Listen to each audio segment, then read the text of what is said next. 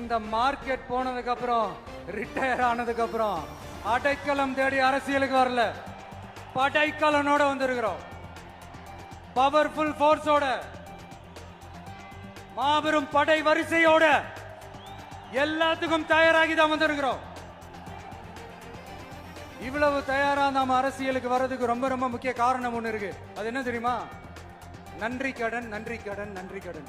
நடைபெற்ற தாவேகா மாநாட்டில் வருகின்ற சட்டமன்ற தேர்தலில் தாவேகாவுக்கும் திமுகவுக்கும் நேரடி மோதல் அப்படின்னு சொல்லிட்டு அதே போல வந்து பார்த்தீங்கன்னா நான் வந்து அரசியலுக்கு வரும்போது வந்து சினிமா மார்க்கெட் போய் வரல, ஒரு படைப்படம் கூட மார்க்கெட் உச்சியில் இருக்கும்போது தான் வந்து கருத்து என்ன சொல்றது? என் பேர் சொல்லியிருக்காரா? யார் பேராவது சொல்லியிருக்காரா?